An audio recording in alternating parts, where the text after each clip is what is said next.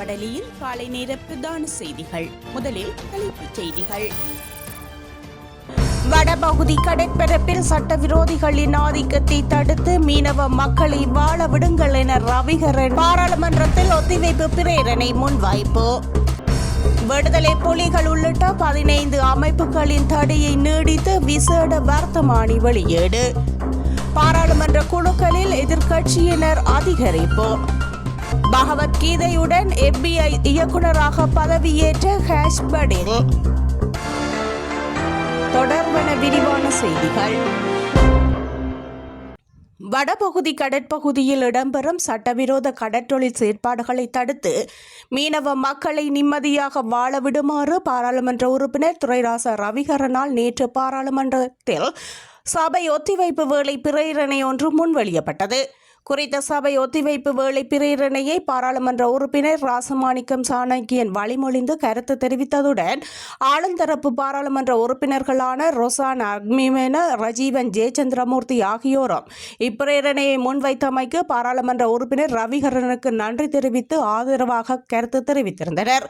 இந்த நிலையில் குறித்த பிரேரணையை சபையில் முன்வைத்தமைக்கு கடற்றொழில் அமைச்சர் ராமலிங்கம் சந்திரசேகரன் பாராளுமன்ற உறுப்பினர் ரவிகரனுக்கு நன்றி தெரிவித்ததுடன் வடபகுதியில் இடம்பெறும் இத்தகைய சட்டவிரோத கடற்றொழில் செயற்பாடுகளை தடுக்க நடவடிக்கை எடுக்கப்படும் எனவும் பதிலளித்தார். குறித்த சபை ஒத்திவைப்பு வேளை பிரேரணையில் நாடாளுமன்ற உறுப்பினர் ரவிகரன் மேலும் தெரிவிக்கையில், கடற்றொழில் சட்டவிரோத தொழில் நடவடிக்கைகளை சட்டவிரோதிகள் செய்து வருவதால் உண்மையான மீனவர்கள், மீனவ குடும்பங்கள் மிக மோசமாக பாதிக்கப்படுகிறார்கள். அரசாங்கம் தடை செய்யப்பட்ட சட்டவிரோத தொழில்களை உடனடியாக நிறுத்தி மக்களின் வாழ்வாதாரத்துக்கு உதவ வேண்டும். வடகடல் இப்போது சட்டவிரோதிகளின் ஆளுகையில் காணப்படுகின்றது. சுருக்கு வேலை, வெளிச்சம் பாய்ச்சி மீன்பிடித்தலை, டைனமைட் வெடித்து வைத்து மீன்பிடித்தல் உள்ளிட்ட சட்டவிரோத தொழில்களால் வடக்கு கடல் நிரம்பியுள்ளது. சட்டத்திற்கு புறம்பான வகையில் சட்டவிரோதிகளின் ஆட்சிக்கு வடக்கு கடலிலேயே நடக்கின்றது. அமைச்சர் அவர்களே, உங்களுடைய ஆட்சி வடக்கு கடலிலே இல்லை. வடக்கு மாகாணத்தில் முல்லைத்தீவு, கிளிநொச்சி, மன்னார், யாழ்ப்பாணம் ஆகிய 4 மாவட்டங்களிலும் மீனவர்கள், மீனவ குடும்பங்கள் அதிகமாக உள்ளனர் என அவர் தெரிவித்தார். இலங்கையில் தமிழீழ விடுதலை புலிகள் உள்ளிட்ட 15 அமைப்புகளின் தடையை நீடித்து விசேட வர்த்தமானி அறிவித்தல் ஒன்று வெளியிடப்பட்டுள்ளது. பாதுகாப்பு செயலாளர், ஓய்வு பெற்ற விமானப்படையின் ஏர் வைஸ் மார்ஷல் HS துய்யகொந்தாவினால் இந்த வர்த்தமானி அறிவித்தல் வெளியிடப்பட்டுள்ளது. பயங்கரவாதத்துடன் தொடர்புபட்ட செயற்பாடுகளுக்கு நிதியளித்த குற்றச்சாட்டின் பேரில் குறித்த அமைப்புகள் தடை செய்யப்பட்டுள்ளதாக பாதுகாப்பு செயலாளர் தெரிவித்துள்ளார். குறித்த அமைப்புகளின் நிதி மற்றும் பொருளாதார சொத்துக்களும் முடக்கப்பட்டுள்ளன. மேலும் பயங்கரவாதத்துடன் தொடர்புடைய 222 நபர்களின் பெயர் பட்டியலையும் அரசாங்கம் மீண்டும் உறுதிப்படுத்தியுள்ளமையும் குறிப்பிடத்தக்கது. கனேமுல்ல சஞ்சீவ கொலையுடன் தொடர்புடைய மேலும் 3 சந்தேக நபர்களை போலீசார் கைது செய்துள்ளனர். அதன்படி இந்த கொலை சம்பவம் தொடர்பாக 8 பேர் போலீசாரால் கைது செய்யப்பட்டுள்ளனர். கைது செய்யப்பட்ட 3 பேரும் கம்பகா மற்றும் உடுகம்பல பகுதியை சேர்ந்தவர்கள் என்றும் போலீசார் தெரிவித்துள்ளனர். பாராளுமன்ற குழுக்களில் எதிர்க்கட்சி உறுப்பினர்களின் பிரதிநிதித்துவத்தை அதிகரிப்பது தொடர்பில் அரசாங்கம் கவனம் செலுத்தியுள்ளது. நேற்று நடைபெற்ற விசேட கட்சி தலைவர்கள் கூட்டத்தில் சபை முதல்வர் அமைச்சர் பிமல் ரத்நாயக்க இதனை தெரிவித்தார் என பாராளுமன்ற தொடர்பாளர் திணைக்களம் அறிவித்துள்ளது. அதற்கமைய அரசாங்கம் இந்த விடயத்தை நேர்மறையாக பரிசீலித்து உடனடியாக தமது முடிவை அறிவிக்கும் என சபை முதல்வர் குறிப்பிட்டுள்ளார். சபாநாயகர் ஜெகத் விக்ரமரத்ன தலைமையில் பாராளுமன்றத்தில் இடம்பெற்ற இந்த குழு கூட்டத்தில் பிரதமர் ஹரணி அமரசூரியவும் கலந்து கொண்டார். காதலன் அல்லது காதலியின் குற்றச்செயல்கள் குறித்த தகவல்கள் தெரிந்தால் அவை தொடர்பில் விரைவில் போலீசாருக்கு தகவல் வழங்குமாறு இலங்கை போலீசார் கேட்டுக் கொண்டுள்ளனர். அதன்படி 119 அல்லது 1197 என்ற எண்ணை அழைத்து இந்த தகவலை வழங்க முடியும் என்று போலீசார் தெரிவித்துள்ளனர். இந்த அவசர தொலைபேசி இலக்கங்களினானது 24 மணி நேரமும் இயங்கும் என போலீசார் தெரிவித்துள்ளனர். எனவே உங்கள் அன்புக்குரியவர்கள் ஏதேனும் குற்றச் செயல்களில் ஈடுபட்டால் சமூக பொறுப்புடன் போலீசாருக்கு தகவல் வழங்குமாறு தெரிவித்துள்ளனர்.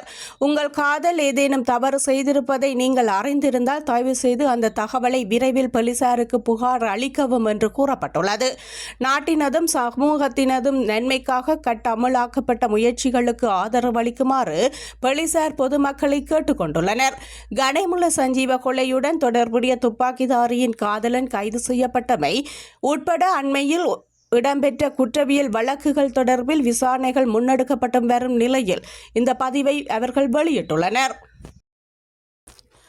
கணேமுல்ல சஞ்சீவ கொலை செய்யப்படுவதற்கு முன்பு துப்பாக்கி சூடு நடத்தியவர் வெளிநாட்டிலிருந்து கொலையை திட்டமிட்ட கொமாண்டோ சலிந்த் என்ற நபரை வாட்ஸ்அப் மூலம் தொடர்பு கொண்டதாக போலீசார் தற்போது கண்டறிந்துள்ளனர். இதன்போது கொமாண்டோ சலிந்த் நீ வேலையை செய் என்றார். வெளியே எல்லாம் சரி, பயப்படாதே, சுடு, எல்லாம் சாதகமாக உள்ளது, பயப்படாமல் சுடு என குறிப்பிட்டுள்ளார்.